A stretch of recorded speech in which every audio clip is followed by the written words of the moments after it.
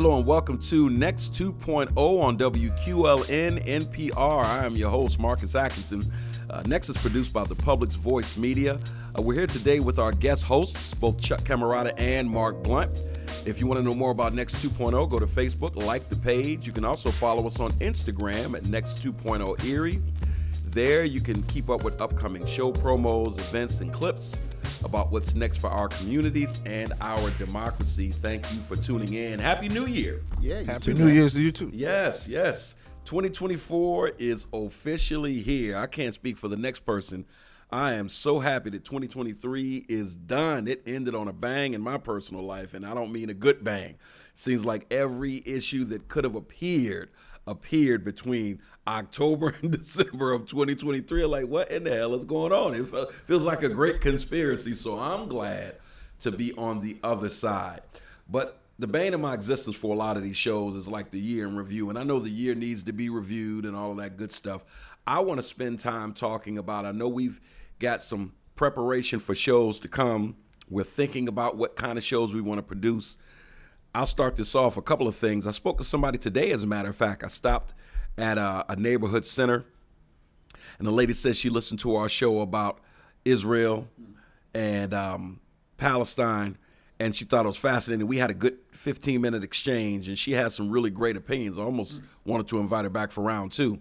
And that was one of those subjects that we took on just because I wanted to have some sort of documented say about the topic, but it's ever evolving. And at the same time, you don't want to take it on until you know as much as you possibly can. So with looking forward to 2024, I'll say the topic that I think is going to most affect the year, and it was actually born from a conversation we had, Chuck. The election cycle this is what's fascinating to me. Mark, I know you're a big history buff. You both are. But Mark brings it up a lot in conversation. It is always difficult to discern when you are in history, when you are living in a moment that will live on in infamy. And this is one of those moments politically, like Miles, my son is 10. He'll study this moment in college when he gets there. 100% guarantee. In high school when he gets there. There's so much unprecedented history being made, and not the best kinds. That is going to be the story for 2024, and where it goes, I have no idea. And I think that the other stories for 2024, in my opinion, are tied into election, border control, and woman's right to choose, and all of these different things that are finding itself into the political arena on a national level. I think these are going to be some of the stories of the year. Yeah. Stories of the decade, maybe stories of American history. Well, it's interesting that you bring that up. But it's simply because you're saying Miles is going to be studying. The issue would be, what is he going to be studying? Will January 6th be viewed as an insurrection? Because the election might come down to just this, people. Was that an insurrection or not? By the Constitution standards, the Supreme Court is getting ready to rule if Trump led an insurrection. And so by the time Miles gets old enough to study this, we'll know an answer. However, the judges that are deciding this prior to this were strict constitutionalists. So I find this interesting. What are they going to rule? Because if it is an insurrection, he's technically disqualified. Hey, this is not Mark saying this. This is the Constitution saying it. I believe Article 14, Section 3. It might be reversed, but it's in there. You can't run if you led an insurrection. So what was January 6th, and how would that be taught? Mm-hmm. At the very least, you have to say that he was complicit. And listen, we'll dissect this. But again, understanding that this is 2024 is going to come down to this topic. Everything else will pale in comparison. I don't give a damn who wins the Super Bowl. If Jordan comes out of retirement, it might get more news than this. But this is going to be the story, Yeah, and this is going to be the ongoing story. So it's not going to be one or two news cycles. Oh, no. We're going to be dealing with this for quite a while as a nation. So no matter what happens with that decision, and no matter what happens with the election in November, this has implications for long-term future of America. Yeah. And that's the part of it that I don't think people are thinking too hard about. I don't. I think they're trivial. My personal opinion is I think they're trivializing what happened on the 6th. But at the same time, people have went to jail based off of their actions on the 6th. Yeah. So how can there be people in jail for something that some people say it wasn't? Mm-hmm. So if it wasn't an insurrection or insurgency or whatever you want to call it, Why are are these folks people in going to jail? One of the things one of the first stories that you will hear us break down on this topic is who was Jenny Thomas? Because there are a lot of people, rightfully so, that are saying Clarence Thomas has to recuse himself when this comes before the Supreme Court. You absolutely do, Clarence. His wife was at the January 6th event. Exactly. She was corresponding with his chief of staff at that time, Mark Meadows, I want to say his name is. Yeah. Mm-hmm. She was corresponding with him when he's sitting right next to Trump. So she indirectly was corresponding with the sitting president at that time. The pressure he was putting on Mike Pence was well documented. But back to Jenny Thomas, you can't tell me. I mean, however Clarence Thomas feels, in my opinion, was represented fully by the actions of his wife. So you can't sit there and rule on this matter. I don't know if he'll recuse himself or not, but I feel like he should. He won't. He won't. And if you think about, can he have his own ideas and thoughts about this? Hell no, he can't. Because if I say, as a sitting judge of the Supreme Court, if I say that this was insurrection, I'm now saying that my wife committed a crime. How am I? So Clarence Thomas is not going to, and that's why he won't recuse himself. He's not going to do that. Yeah. He don't have his own ideas on this. No, he doesn't. And I know that so that's one topic that's going to come out of this. Is going to grow so many tentacles. I mean, in the next, before we go on hiatus for the summer, I foresee at least 4 or 5 shows on this easy, because that unto itself is a show. The Supreme Court, them not wanting to hear this. Now, there have been times, and I'll quote some directly because I can't think off the top of my head, when Trump was in there and he wanted to fast track a couple of cases to be heard, they accepted it on multiple occasions. This time around, we're going to let the process play out. It's hard to figure out how to interpret that. But I do know with Justice Roberts, he's concerned about their reputation as a bipartisan body, because they don't have that right now. You know, you talk about how the Constitution's interpreted. I know that Amy Coney Barrett has hung her hat on how was she an originalist? Is that the Yeah. Yeah, the thing about originalism is, though, if we're being originalists, Amy, then you don't even get to be on the Supreme Court. You don't even get to vote in elections if we're being originalists. So, that just all falls apart when you start to really think about it seriously. It's all playing the game of who is going to win and who's going to control the future of our country. And I think this election will determine whether America continues to be America. There it is. And that's another show that comes out of this, right? Because I was in a really good conversation. And I said, I know that there's been a kind of a lack of tolerance, zero tolerance in the minds of a lot of people about things like kneeling during the national anthem and some of these protests, whether it's This Life Matter or That Life Matter, Black lives in particular. And through all of that, take it back to Rodney King. I was telling this person, I said, man, listen, the Rodney King trial left a bad taste, and that's a galactic understatement, in the mouths of Black America. Fast forward to the O.J. trial. Hell, most of us knew the O.J. was suspect at the very least. What people were upset about was, this system sucks. It has been skewed. It has been fixed. It has been aimed at one particular group in a manner that is unjust. And now that you are tasting the bitter flavor of injustice, how does it feel, right? That's why Black America was cheering. We're in one of these moments right now. You notice that hyper-conservatives and even some of these like Proud Boys and everything else, right? these people that are anti this and anti that tout themselves as pro-American, proud to be an American, and that kills me when they play that game.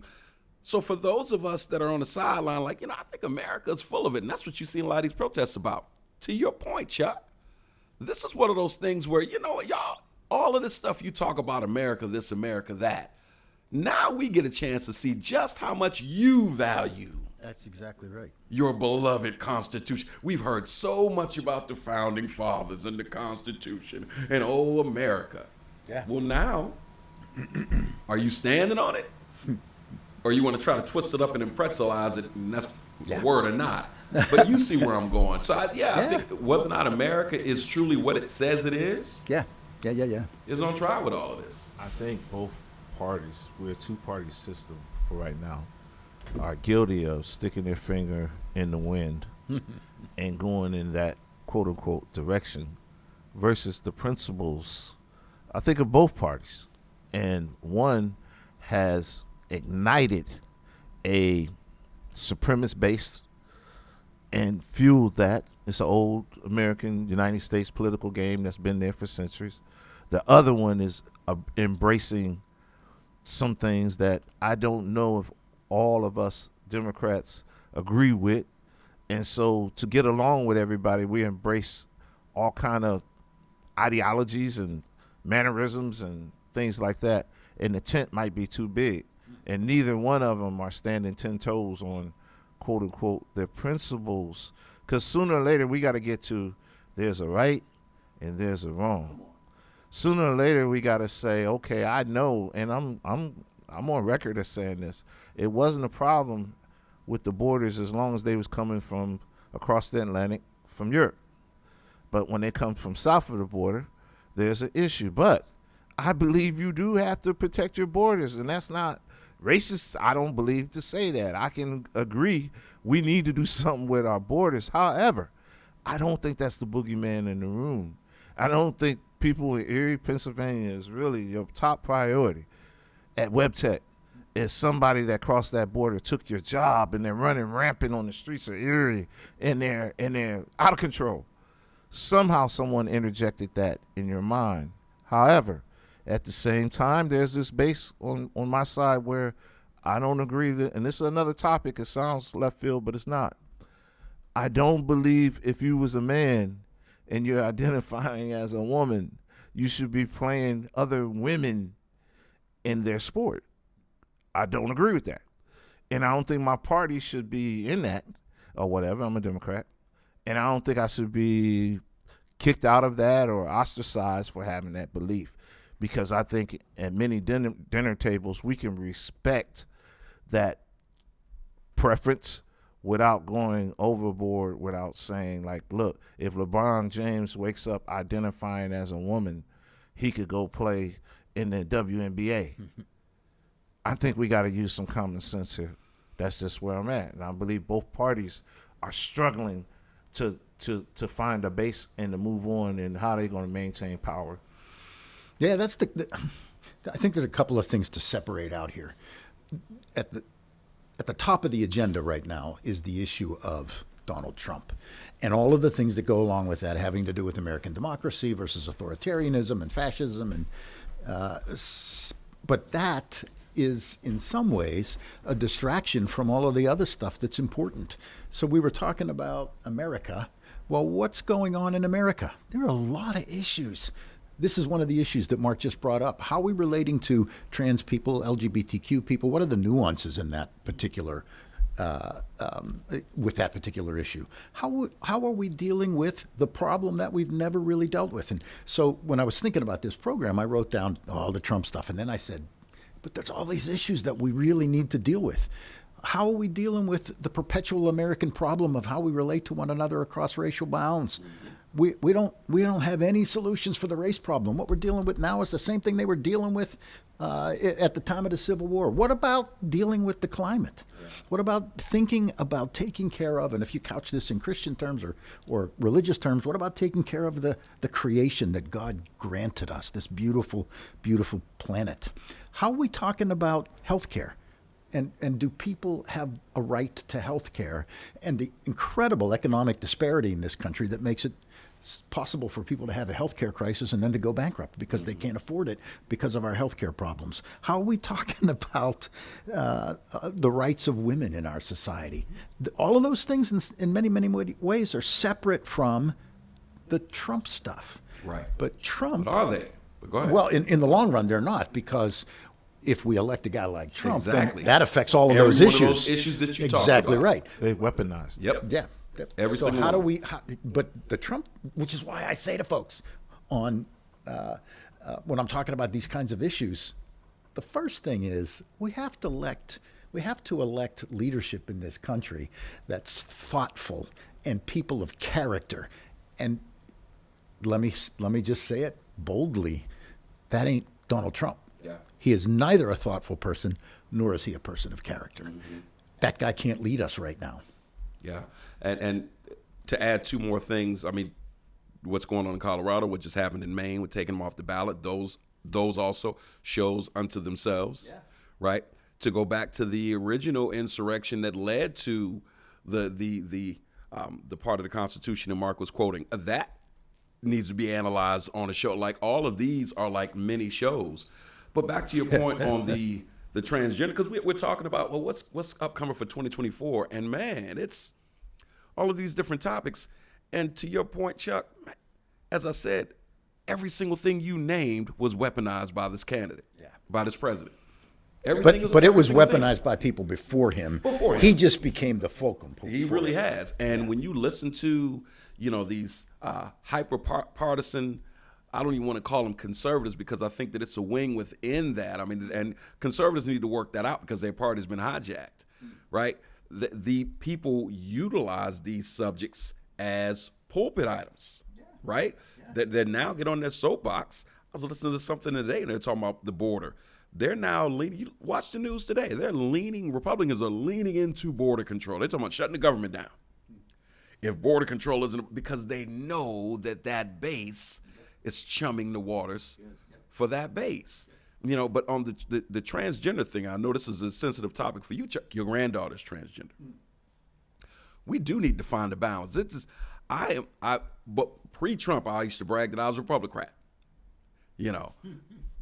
This is one of those things where when you listen to both sides, I'm like, damn, I don't think I'm 100% in lockstep with either one of you. We need to find a balance on this subject. The sports part of this drives me crazy the most, because I think it is just common sense. I can't argue with you who you identify as or what you identify as. I can make the argument, though, if you are genetically a male, should you be competing against genetic women? Yeah, and there's complicated levels to that too, because that's not the topic for today, but that's part of the thing in America, and part of the thing for us as part of this society, is thinking about the nuances of things.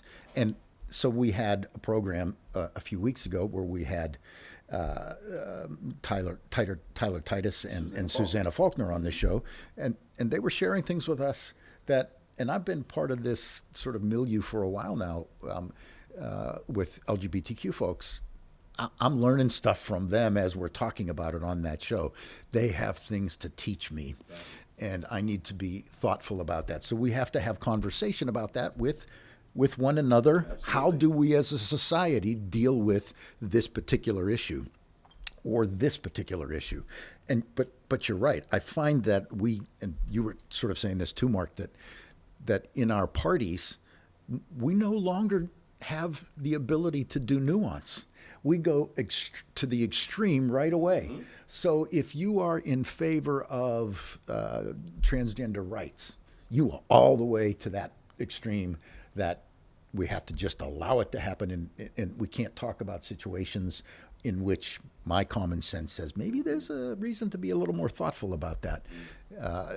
So that extreme going from 0 to 60 overnight or in a second makes it really difficult to have conversations about that. That's what I hope that we will be able to do at this table, is have those conversations. And the whole issue of LGBTQ, especially how we relate to transgender people, is one of the issues that's on the top of my list. Yeah, that's a huge 2024 issue, because it is growing. It's one of those topics where you can't run and hide from it. We have to come around this subject and say, where do we land as a society? And it's a tough one. On the race conversation, I'm a black man in America. And to some extent, and I say this loosely, I am getting race fatigue. I say that I'm just trying to keep it a thought. I can't watch documentaries anymore that involves this subject. I can't watch movies. When I see that today's special, race in America, click. I can't. Because that the moment that came, rightfully so, the Great Reckoning in 2020 has just been bastardized so badly. Even with Trump talking about, I want to go after these reverse racists for coming after me. He's talking about the black prosecutors that are coming after him, for crimes that they say that he has allegedly committed, and people they're chumming the waters. They're applauding. It's no longer dog whistle. They're just calling Fido flat out now. It's not. There's no dog whistle. Exactly. But when it comes to the issue of race, it's right now the powers that be. It just feels like the unsolvable. It feels like, and I know that at the end of the day, that is not and cannot be the take. I'm telling you what it feels like for me. Absolutely, I get that completely. But I think in some manners that's purposely done. I'm sure. To put a fatigue there, maybe you'll just go away. Right. Maybe you'll just give up.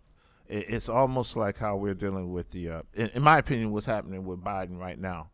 I'm hearing people say, maybe he is too old. Maybe he is responsible for inflation. Maybe he is this and all these other negative things. My issue is, with other people, you look at the numbers. We're in a strange time right now. We're in a time where it's saying unemployment is low. We're in a time that's saying that inflation is coming down to the point where the Feds is lowering the rates. But yet the feeling out there is they've succeeded in making, in my opinion, Biden look like I'm tired of politics. So what happens? Apathy. We don't vote. Yep. And if you wear on them, they're not going to vote. I have no argument for you. I saw this with the second term of Obama. Yep.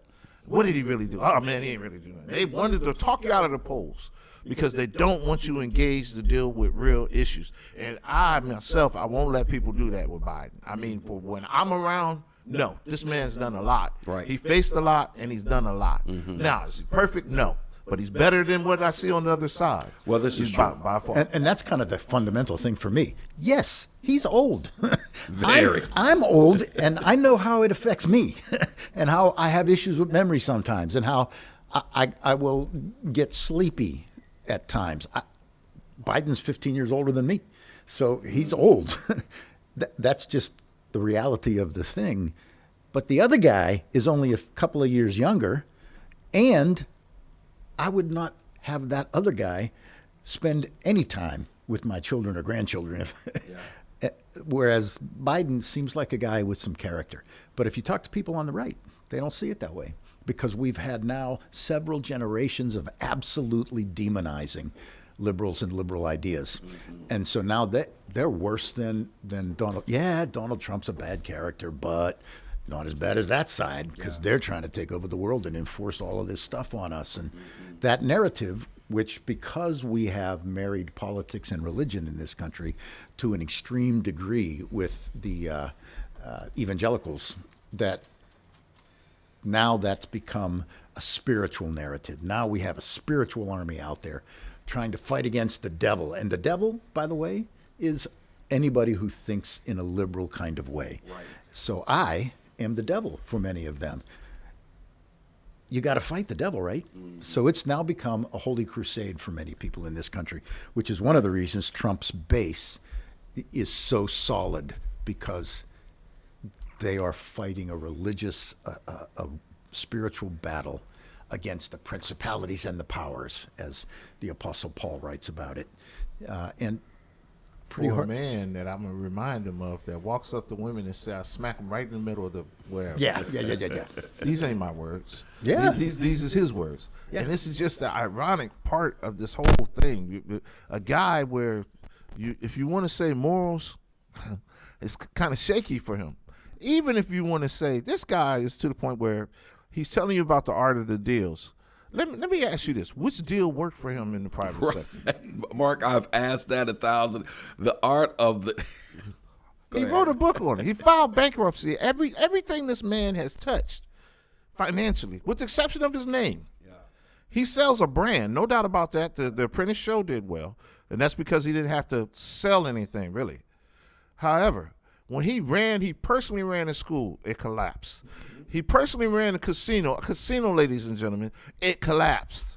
He didn't pay his contractors to even build the thing in the first place. Name me the trail of success this guy has had. Yeah, evidence don't seem to matter anymore. Yeah. Reality doesn't seem to matter. Alternative facts. Exactly. Yeah, the art of faking the deal or the art of swindling the deal, but either way it goes. Another show that will come out of this, that should come out of this, is the rise and fall of Rudy Giuliani. That is an entire show unto itself, because it begs the question, did Giuliani owe this man some sort of favor covertly from his political years? Because why would you voluntarily crash and burn in such dramatic fashion for anybody after amassing the history and the largesse that he's amassed over the years? Yeah. Isn't it amazing that this guy who took down the mob in New York Right.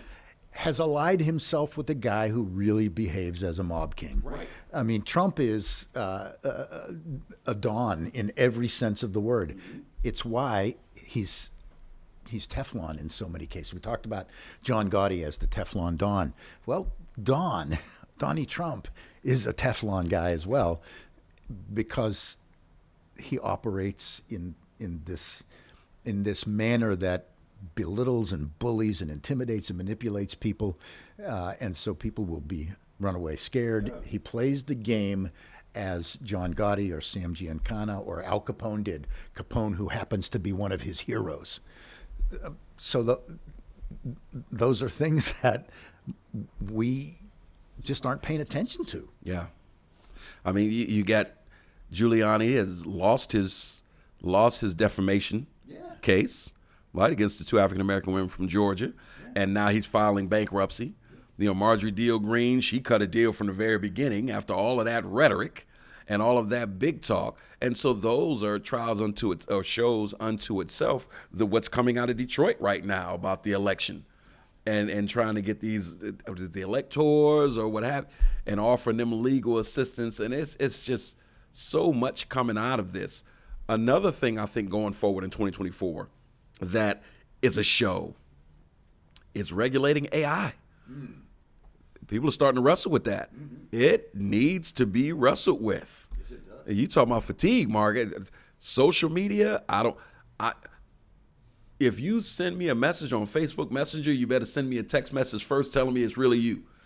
Or I'm not Absolutely. I know. Or I'm not going to answer it. Yes. Everything is a bot. Every phone call, every other text messages, every message on Facebook for certain, or one of these other social media sites.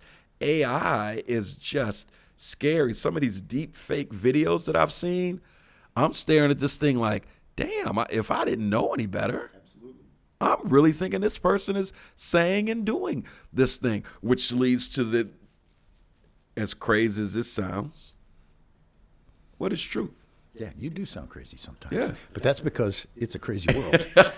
I mean, just life makes us crazy. Yeah. You remember when the internet came along, there was this sort of sensibility that said, now people are going to have access to all the information that they need, and that's going to make us smarter and more thoughtful. And here we are sitting and we're thinking, not so much. Hasn't happened. In fact, in many ways, the opposite has happened. And there's a lot of reasons for that. Maybe that's a conversation part of the AI thing, but that leads me to the same suspicions with AI. What are the unforeseen consequences of this that we're not even thinking about? Because if you give somebody a tool, they're going to use it. But they can use it for a lot of different things. Yeah. You give me a hammer, I can build my house. I can also hit you in the head. Right. So how do we use these tools? It goes back to the fundamental question for me, which is, why are we the way we are, human beings? And what is at root? What leads us to function and to think and to behave the way that we do? If we don't talk about what's there, then we're doomed to continue to repeat the same problems. It's why we're still dealing with the race issue, because we haven't dealt with the human heart. And I know how complicated that is, and I know how idealistic that sounds, but I think that's a big part of the conversation. How do we change people's, not just their minds about a particular policy, but how do we change people on more fundamental levels? It's why I'm so frustrated about religious institutions in this country, because we've become, or maybe we always were, about protecting our own turf and our own ideas and our own identities, as opposed to doing what I think it's all about, which is creating. When Jesus talks about the kingdom of God, I think he's talking about building the better world that somewhere inside us we know can exist. That's what Jesus is saying. You want to live in that world where people respect and love one another, then this is what that kingdom looks like, and how do you get with there. all of these huge issues on the horizon that we see them coming to a head on in 2024 and beyond, is religion even playing? Will it even have an impact on these subjects? Well, on the negative side, yes. So you have people like Mike Johnson, the new Speaker of the House, who is vocally and passionately an evangelical Christian. 7 years ago, he said, when Trump ran the first time, he said, this man is dangerous. He doesn't have the character to lead. Now he's on board. And so what does that tell me about religion? All through the South, and not just in the South anymore, but all around America and evangelical churches, they have decided that the idea that there's a separation between church and state is not real. That's not the way it was intended to be. The founders wanted us to be a Christian nation, and so they're just saying, let them come and get me. Let them revoke my tax-exempt status if need be. But I'm saying from the pulpit that Donald Trump is God's Messiah. That's happening all over the place, especially in big mega churches and with the folks who get media publicity. So if that's happening, yes, religion is going to have an impact on this. And I'm saying to my friends and peers in the church, it's time. We need to stand up and say, this is not what Jesus taught. This is not the world that Moses and the prophets in the Old Testament encouraged us to build. This is not what the Buddha teaches. You can't go to a religion and find it teaching about who we should hate, who we should ostracize, who we should suppress. It's not about any of that. Yeah. So religion has completely lost its moorings, and we need to reattach it to those moorings. That's too bad, because we need it now more than ever. We really do. Well, I had seen something by Jeremiah Wright, and it was a bishop. It was a bishop in L.A. Past Bishop Jones, I believe his name was, and they was talking about the rise of the evangelical Pentecostal and how the earlier days of the church, they dealt with life on earth, how to navigate through that. But when the evangelical came in the rise of it, not villainizing, just saying what it was, how they left the seminary. You wasn't seminary trained no more. You didn't have to be theologically trained. You got a calling from God. So now the word, because it's funny how Chuck said the internet. When you deal with the internet and the history of the internet, it was content. Simply, the internet existed before we got to it. And all it was military and colleges that had information on there. But then later on, when we got access to it, that wasn't enough. It became interpretation, and entertainment got involved. And now people are taking entertainment and interpretation as true information. And so this is what happens almost scripturally. You lost the meaning of the original words. Someone comes and he gets called. This is what I feel it meant. And he preaches that.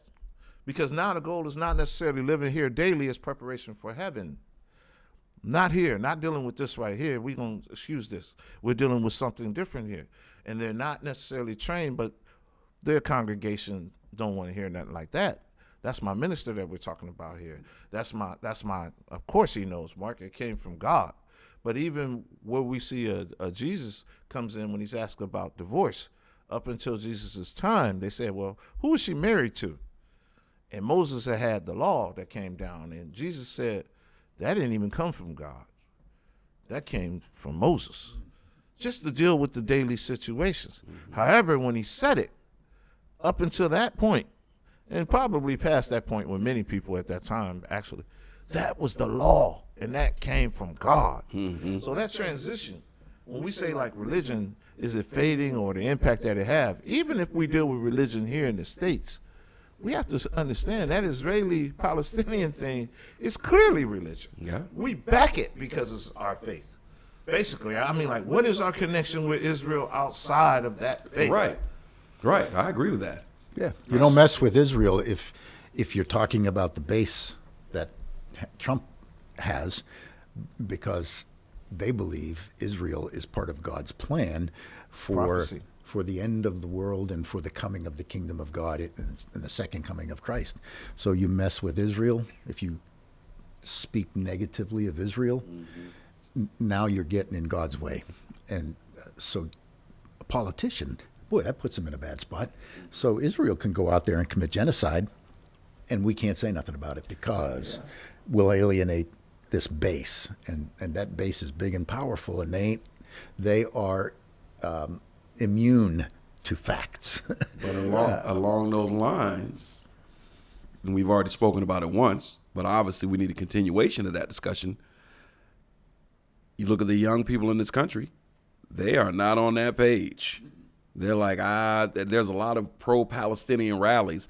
And even when you look at the Republicans on this America First stuff, trying to please that MAGA base, funding and supporting you. I've never seen this many conservatives like, I don't know if we're trying to give this money to Israel. Whoever heard of that? Mark, like you said, that stance that America's had, it's been the Republicans who have dug their heels in deepest on that position. And they're even saying, I don't know if we want to keep funding this. You know, it's a different day and time. I must admit, let me announce this now because you'll hear this going forward for 2024, and I want you all to be on the same page. When I would start referring to the former president as Ron Rump instead of Don Trump. And I'll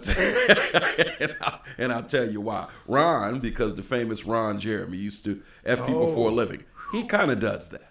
He does. Rump because he makes a jackass out of himself every time he opens his mouth. And so when I mention Ron Rump going forward, you'll know who I'm talking about. You pushing the boundaries there, brother. You'll know who I'm talking about. But the Israeli conflict, that's going to be a story for this year, continually adding to that. And but back to that AI thing, what is truth? I mean, I don't say that in jest. We're really out of time. We're analyzing, trying to discern what's real and what isn't, what's truth and what isn't. Yeah, so I think two things about that. One is that there's so much going on in the world that was not going on when you and I were kids. Life was really, truly simpler in most ways. I didn't have to deal with the internet. I didn't have to deal with the fact that there are the 24/7 news cycle. I didn't have to deal with the fact that I now am aware of people who have different kinds of faiths than I have because they were hidden for so long. I didn't have to deal with 9 billion people on the planet. When I was a kid, there were 3. The world has changed so much. AI, are you kidding me? So you talked about the exhaustion on the race issue. I think people are exhausted of everything. Everything is being questioned today. Mm-hmm. The foundations that we built our lives on are shaking. So that's the downside. People are exhausted and confused. The upside is that it gives us a chance to think about things in ways that we haven't had much of an opportunity to do. Crisis does that. Yeah. So here we are at some crises moments, and now we have to think. Somebody said this, I don't know where this came from, but some quote that I wrote down a while back. You can live one of two ways. You can live according to circumstances, or you can live according to vision. And this person who said this was writing about the Constitution and the Declaration of Independence, and he said, what has happened to those values that were embedded in the Constitution, which, by the way, I think religious people can support. The pursuit of life, the pursuit of liberty, the pursuit of happiness.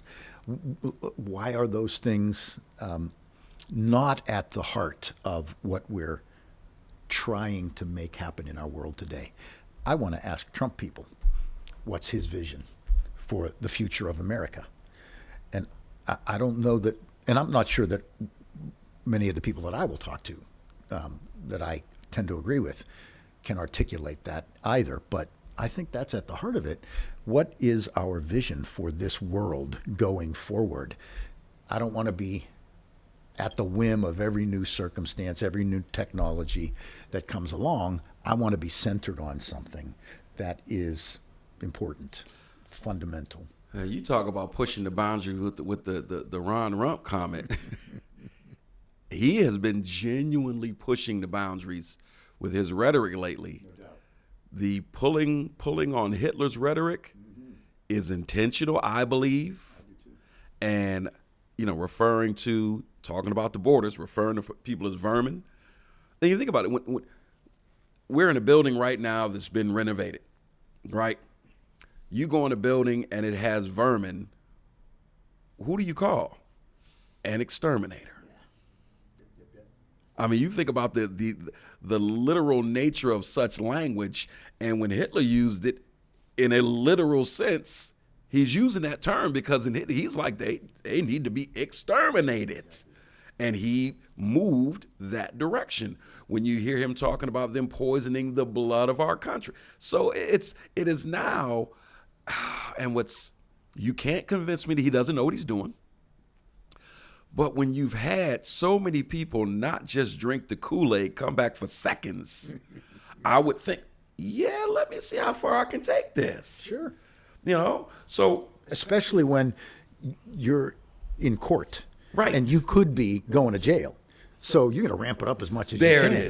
There it is. And if this is a real threat, and it is, he tried it once on January 16th. I need soldiers. Yeah. I need people that are going to act. Yep. And he chummed the waters and they acted. And I know he was sitting back there like, yes. And I think the big hidden fear, the elephant in the room is, if it does go the route that you just said, are we headed, and unfortunately you had an individual go into Colorado recently with a semi-automatic weapon because he felt that someone was going after Trump. And so we almost have the fumes of a civil war. And I believe there is a small group of population that wants that really wants it to be decided in those views. And to your point, Marcus, one of the things that I think help people like Trump is the promotion of ignorance. And I've noticed like there's a movement to attack education systems. You calling colleges where it used to be elite places of learning and understanding and how to be analytical and not telling you how to think or what to think, but just telling you to think. They've been demonized as liberal now because they can be objective. So you kill that. And then now anything that sounds like global warming sounds like science. No, God got that. That's not global warming. That's whatever. And you villainize it. You're speaking on history. Imagine this. Someone said they move into the free state of Florida. Now, free state of Florida where they're banning books. Yes. What's free about banning books? Yeah, and you can't talk about race in the schools there. You can't say anything. Yeah, how's that? So how is that representative of our country's so-called beliefs or foundation? So that is something that I think that we have to address. But as far as AI, I fear as long as corporations are involved, we're facing a losing battle right there because everybody at this table, except for our program person, we have our cell phones right by us. Mm-hmm. We're a victim right now. It's listening to what we're saying. It's putting together. Oh, and he has his. John has his too. And it's programming. Yeah. It's programming. It's reacting to everything we're saying. Right. Mm-hmm. And our reels will affect it, and it will affect our moods unless we can get out of this matrix. And everybody doesn't take a red or green pill. You're making the point, Mark, because Absolutely. with all of these things tying together, Civil War. I'm under the impression, I'm of the mindset that we've been actively involved in a digital civil war for a couple years now. Oh, yeah. Right? It goes back to the algorithms that you're talking about, right? You are this racist, be it overt or covert rhetoric that is attracting you on social media. You clicked on it, you stayed on X amount of seconds. Okay, feed that to them again. The algorithm just kind of takes over from there, and that you now are on a steady diet of yeah, until you get worked into a frenzy, right? The friend and unfriend, I've never seen a pattern of unfriending as feverish as it is right now. And people are arguing about it in public. Why are you mad at so-and-so? Man, he unfriended me because I posted something. Adults, not kids. Yeah. So I think we've been in a digital civil war for a minute. My fear is that, and it has started with some of the examples, one of the examples you just named, it's starting to spill over into reality. Yeah, it is. And that makes me nervous. I'm at the range more than I've ever been. Let me ask you two questions. If project this for yourself. What if Donald Trump goes to jail? Let's say it happens sometime this summer. What's going to be the cultural response to that? What's going to happen in America? I think what's going to be happening is he's going to stir it even more. I mean, they can't shut him up even from jail. He's going to foment revolution, civil war. And that's one scenario. What if he wins in November? Same thing. Same damn thing, because he's going to go after people. Yeah. So I'm only going to be a dictator for one day. But on that day, I'm going to kill a few million people. Yeah.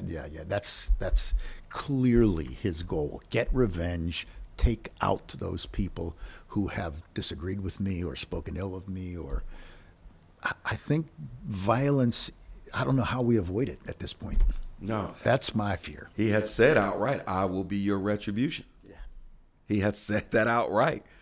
I mean, it goes back to the point of dog whistle isn't even an issue anymore. I mean, we're now at a place where people are speaking very, very plainly. They are. And that.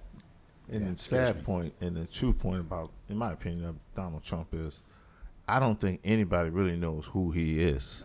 I don't even think he knows who he is, because although he does these things, and I always take this position, I take hits for it. While Trump is doing the dog whistle thing, he's also the person that gave the largest check ever To HBCUs. to HBCUs. Yeah. He just wants to be in control of it. Yeah. He don't want to be viewed as a racist, but he wants to define what it is and what it isn't. Yeah.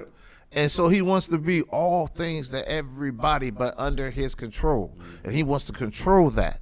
But how he views himself is totally different, I believe, than what we view him. And I think that's a very dangerous thing when how we approach. He's almost built up shields where we have to be cautious about how we attack him to defeat him.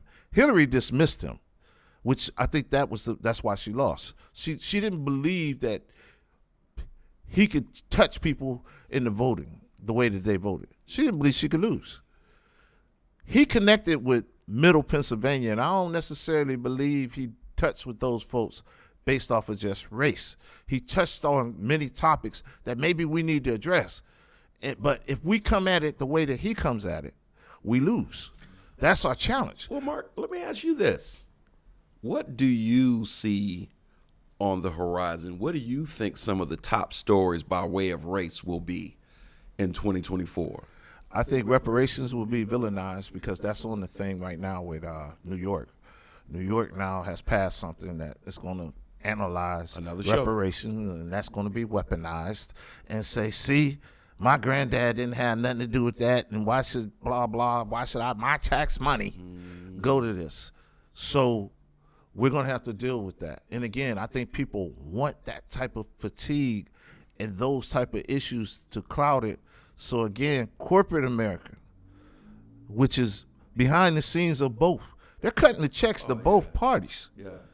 And so they're okay in this chaos, because long as it's chaos, we can accept somebody that has billions and billions of dollars that could decide whether a town survives, whether a town doesn't, whether you could control the amount of food that we grow, all these type of decisions. They're controlling our Congress. And we can't get to them. We can't get to election, campaign finance reform. We can't get to the things that can improve our democracy, because we got to decide what we're going to do with Social Security. These bills, the real things are coming due. That we can't keep borrowing money. Every cycle, it seems like Congress is getting ready to say, well, we're going bankrupt and we got to pass this right here. And every time they seem to do it, even you said the conservatives said, hold up, we going at a rate. Trump spent, they even said it, Trump spent how they got these Democrats supposedly spent. You couldn't tell the difference in his budget. Sooner or later, these bills will become due. We have to decide, is it okay to spend billions without thought to Ukraine and Israel and yet, or Palestine, and say there's no money for Flint water? Mm-hmm. Yeah.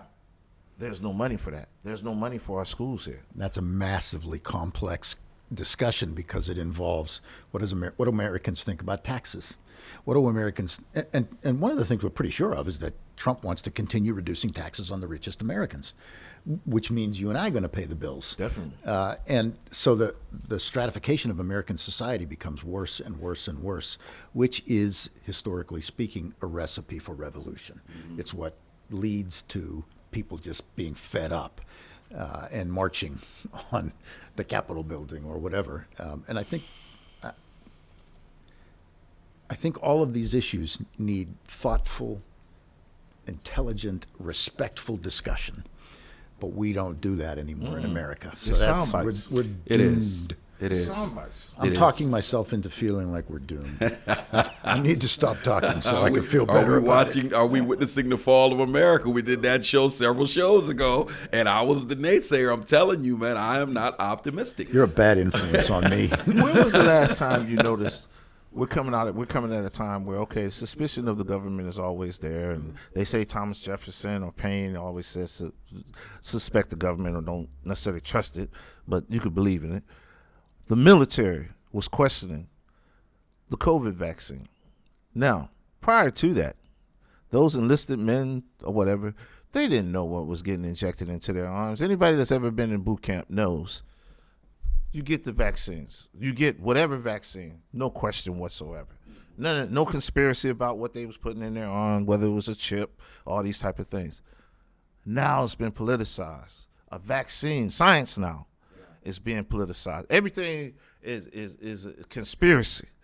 So when we get to this, like we're arguing about, people said, hey, that vaccine had a chip in it and it's tracking us. The same people carrying iPhones. That has a chip in it that's tracking you. Yeah, and probably is listening to them. So. And the minute you open social media, it'll be an advertisement on there. Need to buy a new chip? Because it heard you talking about it. Yeah. There we go. It's crazy. But we don't like the Chinese who makes the iPhone. Listen, I'm going there next. When you talk about the bills coming due, if you look at who buys and who owns the vast majority of America's debt, by no coincidence, it is China, who is everybody complaining about for being in the process of purchasing U.S. steel? China, right? We go to New York every year. We have an event there, and that event is usually held at the Waldorf Astoria. Why is it not at the Waldorf Astoria right now? Because it's being renovated by the Chinese because they bought it, and the list goes on. And so if the bills are coming due, and the person who holds the largest stake in your debt, it's supposedly the country that you're having these standoffs with. How's that not problematic? Enter Ron Rump again. He was the guy that wanted to be tough on China. That conversation does need to be had. So whether it's that, the HBCU thing, there are things in his record, because at the end of the day, he's just trying to curry favor. The massive spending, him turning the bank upside down during COVID. He was trying to buy votes. He could care less about the U.S. Treasury. He had access to give people money. He gave them more money to stay at home. This is the same party who preaches lift yourself up by the bootstraps. I can't tell in unprecedented number. You pay people way more money to stay at home than ever in human history. And he said he would have paid more. Yes. He said that. he would have paid more. See, that's my problem with his followers. It would be like, I had a group of people at work. They said, when Trump get in, he said, we're going to drill, baby, drill. And they was all excited. I said, do you know who the number one producer of oil right now is? How much more can you drill? They said, who? I said, we are. We are. So what does drilling have to do with this whole thing? But you listen, you buying the Kool-Aid, man. This is Jim Jones times a million. Yeah, it is. They buying the Kool-Aid, anything this guy does or say, but it touches their primitive, I don't know, it touches the WWE in them, and it hits them, and they just go with it. You WWE fan? I am not a WWE fan. You, Mark? I used to be. Okay, you grew up when you were like 8. When I was a kid, I grew up in Pittsburgh. Pittsburgh was a hotbed. Bruno Sammartino and Jumpin' Johnny DeFazio. I loved studio wrestling. A friend of mine's dad was the commentator for studio wrestling. I was into it. And then I turned 13. And I thought, that's just, and my cousin said to me, they're all part of the actors union. What? I realized it was, in my more mature stages but I think many of us have that mentality about so many things. Yeah. This is the point in the show, by the way, and it happens almost every show, where my head starts to explode. Yeah. Because it's just so much. I can see it. I see the steam coming off it right now. That's why we need to do individual programs on these really big issues. Anybody with intelligence, I would think, would be disappointed or overwhelmed by what we would perceive the stupidity that's going on across or the ignorance that's going on across the board with, I guess, no solution in sight. We all fight our private battles, but yeah, I'm disheartened in some of the things that I've seen. Yeah. There's a great quote from I don't know if I used this here before or not, but a theologian named Dietrich Bonhoeffer, who was a priest, pastor in Germany in the run-up to World War II. And he was a vehement critic of the Nazis, ended up being killed by them. But from jail, he wrote a lot of deeply meaningful theological works. One of the things he said in that was, stupid is much more dangerous than malevolence. And isn't that a fascinating thing from this guy who was a thoughtful, respected pastor in Germany? He just looked around and said, they're all behaving stupidly. And the danger is that they're following the malevolence. And so stupid is more dangerous. And I see a lot of that today. And I don't want to say to people they're stupid. I like the word ignorance better. There are things they don't know. But I think that's where the danger comes from. People don't know and don't want to know. And that's an even bigger problem. Hey, but the algorithm, again, the rise of hyper-partisan networks. People can be, if it's a such, informed stupid, right? Yeah. I am stupid because I don't want to hear the other side of any given argument. But boy, I'm informed on this one thing that I'm digging my heels in on because somebody's giving me a steady diet of that thing, and I'm finding 15 ways to justify that thing, and it is a scary time. And that just it goes back to this AI thing and regulating AI thing. And even if you regulate AI, you still have this issue of disseminating quote unquote truth and things disguised as truth. But what's fascinating about the AI thing, looking at a documentary on the fear, kind of these movies and television shows becoming real, the fear of AI charting its own pathway forward and starting to outsmart its programmers, starting to outsmart mankind that has built it in the first place. And one of the things that it pointed to was how AI learns, for us, is experiential learning. You've gone through the experience, I've learned. And it is the hyper shared information that information is shared at light speed, and it made me think about the Matrix. I need to learn how to fly a plane. Battlestar Galactica. There. And you access the program, and I now know how to fly a plane. Let's go. I need to be a black belt in karate right now. Upload the program. And all of these computers, and was talking about that, and this is the thing that mankind can't keep up with. As it shares information, it's knowledge and database grows, and it's like the minute the one program shares information with the other, it's learned automatically. And it starts to outrun and outdistance. And that is so fascinating. But I think it's that thing of movies, because I'm a big movie buff. Yeah. The things that we've been watching, I'm like, okay, this is no longer just entertainment. Yeah, it's not science fiction It's anymore. not science fiction anymore. I think we've watched the end several times and didn't know it. If we're going to be a culture that elects people like Donald Trump, maybe we should be ruled by AI. I think ultimately we will Maybe be. that's what we deserve. Yeah, ultimately we will be. Man, so I really look forward to talking about all of these kinds of issues.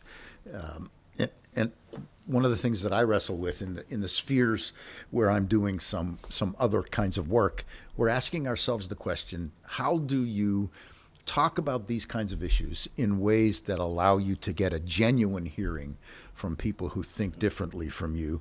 And so here you and I are, the three of us sit around this table on a regular basis. We have conversations and we disagree about some things, but generally speaking, we're kind of on the same page.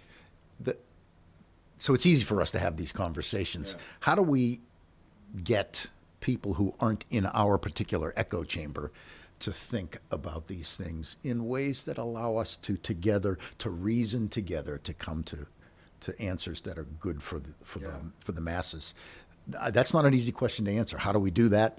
And I'm still polarizing in the way that I do it. I still want to argue with you and win the argument sometimes, but I'm working on it. And I think we need to work on that as a society. And I'm gonna offer a little ray of hope here, because it does seem overwhelming. I'm gonna send a shout out to one of my mentors, Fred Rush.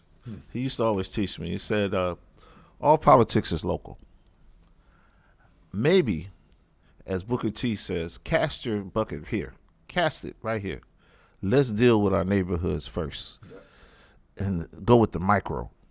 Don't deal with the macro." The macro, I'm not saying ignore the macro. That's not what I'm saying. I want that clear. But if you deal with each individual, would deal with the micro, we could get to the macro. And it's not so overwhelming, because everything starts with what? The first step. Not the finish, but the first step. And we can't get paralyzed by the finish. We have to take the first step. And this is what we're doing. I guess we're doing our part right here. But there is the hope, and it just doesn't lie within this table. I see hope where the potential, I'm not saying the final things with Black Lives Matter. Black Lives Matter didn't come out of the quote-unquote established. It came out of necessity, as the younger generation said, well, this one is not doing that. We're going to create this. The potential was there. I don't necessarily like where it is now, but I say the potential was there. Yeah. And I always think something's always going to offer us hope. It may not come from within us, but it'll be somewhere else. And I do think that it is bad, but not as bad as we think. That takes us to another show. Planes landing. Takes us to another show, Mark, because 100% to your point, there's a reason why this candidate has been in Erie so many times. So the local is going to be impacted big time on this very same conversation. Pennsylvania is going to be at the heart of this election. Absolutely. And he's going to be here on multiple occasions, right? And I want to say this while I have my intern John here. One of the things that I really look forward to doing is going to a couple of these rallies, choice rallies, they're probably taking security with me, and setting up a folding table. And I kid you not, taking my microphones. And I just want people, listen, I don't want to give pushback. I don't want to debate you. I want to unpack on the air why you are so heavily invested in this candidate. I want to know. Yeah, I do too. I want to know. Yeah.